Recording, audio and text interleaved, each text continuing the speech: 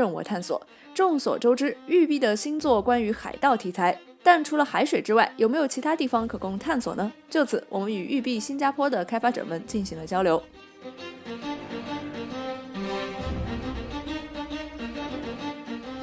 The gameplay on land is about socializing, crafting, building up your fleet, and taking contracts in the game, in either a den or the outposts. 虽然碧海黑帆大部分地图都是海洋，但玩家仍可以下船上岸探索。不是所有岛屿都可供探索，但玩家可以在窝点以及前哨站下锚，这两个地方有海盗所需要的一切。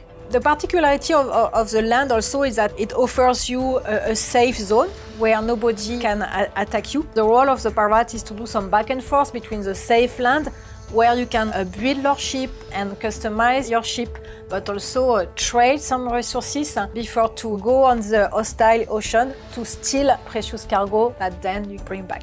So from land, aside building and crafting and trading, also you can take some contracts to make some money from some other pirate kingpins.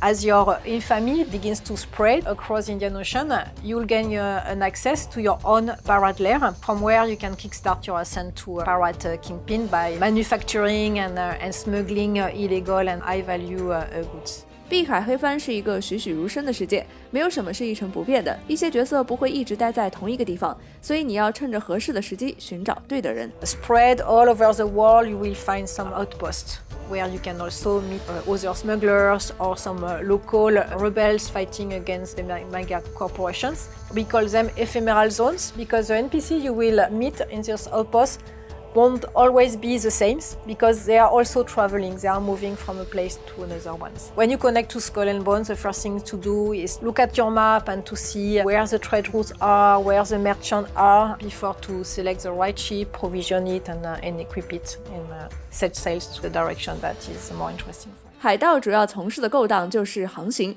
贸易、走私，但寻宝应该是作为海盗最快乐的时候。There are a lot of treasures hidden in all the outposts, so you need to board some ships and to steal pieces of treasure, or you can also scavenge some wrecks to find other pieces of map according to some drawing and some landmarks. Once you find the right island, you can also use a land compass that will help you to find the location of the treasure.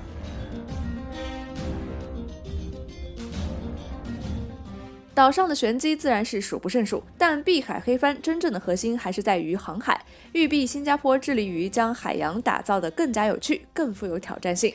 So our water, it's essentially a deforming mesh, and that deforming mesh informs the physics. So the boat is actually interacting with the waves. It's not just sailing straight and we add some splashes or like an animated texture.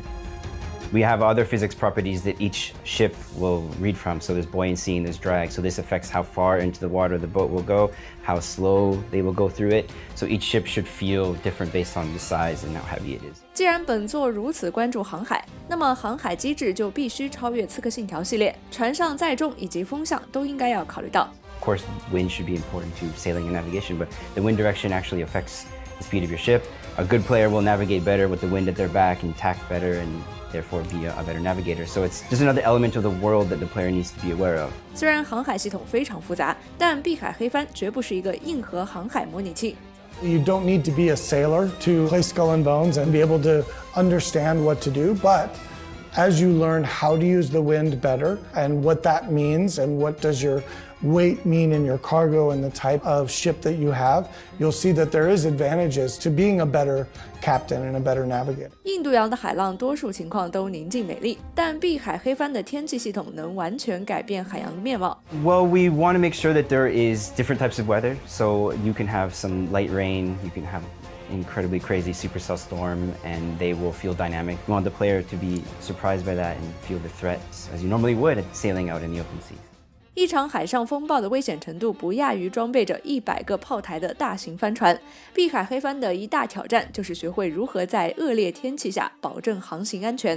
When you enter the storm, obviously the waves get a lot bigger. That means that the certain size of ship you have could affect you. You could flood, you could take damage. Visibility will change. It'll be a lot darker, so maybe you won't be able to see threats. So yeah, it forces the player to make sure he's equipped properly for the journey with the right ship. Maybe they have enough food and weapons in case they engage someone. 大部分开放世界游戏戏都会在不同的生态环境打造多样性，但航海设定就意味着碧海黑帆不可能做到这样。相反，开发组关注于海水的不同状态，并重现海盗的黄金时代，以确保地图的各个区域的新鲜感。Wind affects the water, the terrain affects the water, so if I'm in a coastal sea near the shoreline, the waters will be appropriately different. I can go inland, and then we're using the river technology, which we have 2 different water technologies. So more than ever, the world needs to feed the water and then feed the player to help him decide how to act. Not only that, we have the biome diversity of the Indian Ocean, so when I go to Africa, the water will look and feel different than when I go to the East Indies. We wanted to really show the diversity and the realism of water. As you travel through different territory for the factions, you'll see the colors changing, the flags, the iconography change around you. So you'll be aware of, ooh, I'm in Farah territory or I'm in the French territory. The color schemes and all of that will change, breaking that up with dynamic events or things that can kind of go, ooh, what is that? And get the player to investigate are really important because you don't want to just sail, for forever as you're moving because it's a big game. So that's basically what we try to do is break up the passage with different things you can engage with, helping a merchant out, repairing a ship. You can be distracted by also broken pieces of map you will find in a bottle, and that will lead you towards some treasure hidden on the remote islands. You can find also a ship that is looking for some help. You can decide to escort that ship first before to go back to the prey you had started to shadow.